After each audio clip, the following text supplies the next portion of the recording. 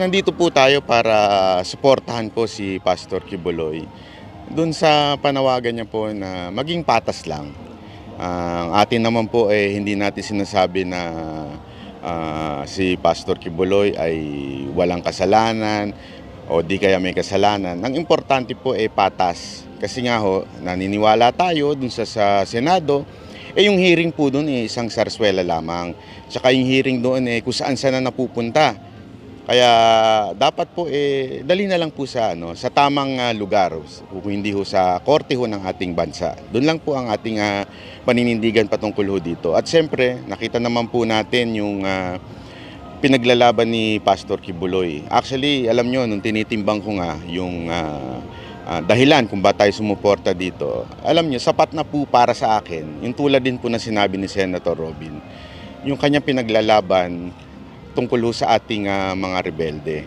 Alam nyo, eto, lagi ko sinasabi ito sa aking live na SMNI lang talaga ang tumayo para labanan ho itong rebelde. Na napakahirap po. Alam naman ho natin yan. Dekada na ho silang nanggugulo sa ating bayan. Dekada na ho silang talagang nang-aabuso ng ating mga kababayan. At mahirap lumaban dito sa mga rebelde na ito.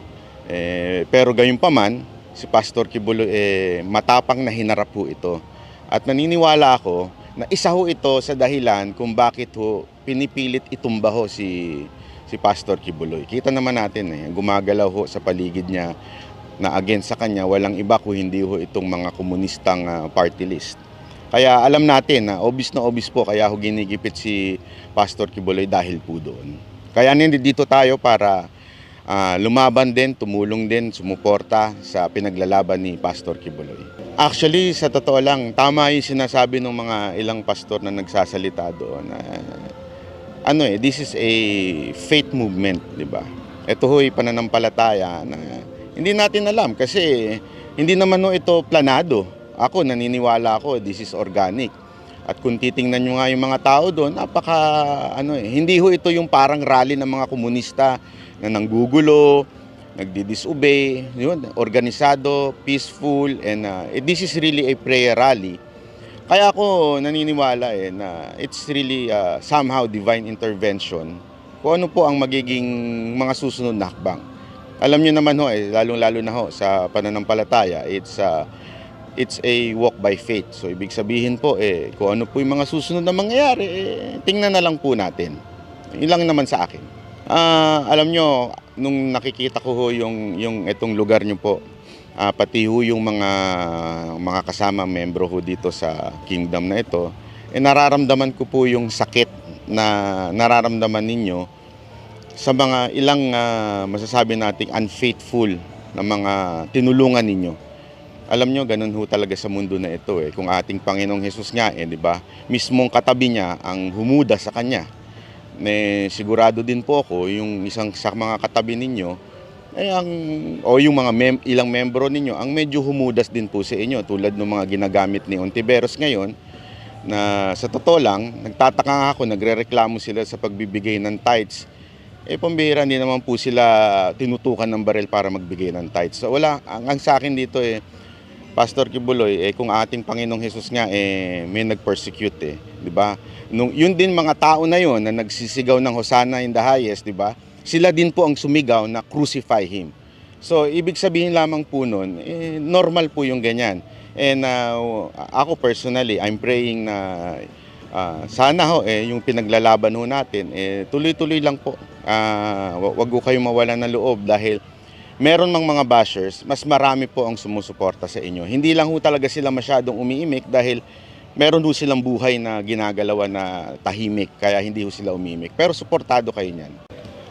Napakaganda ho. Una-una sa lahat kasi kahit nga po ako alam naman po ng lahat yan na ako po ay hindi bahagi ng faith o yung pananampalataya ni Pastor Kibuloy.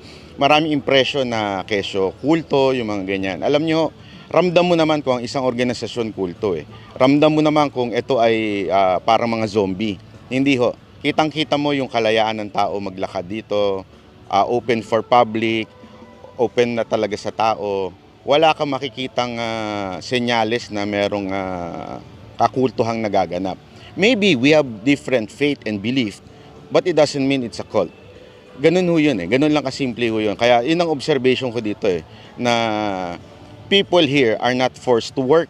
People here are not forced to worship. Kung sino yung pinaniniwalaan nila o kung ano man yung pinaniniwalaan nila. It's just a matter of different perspective, different theology.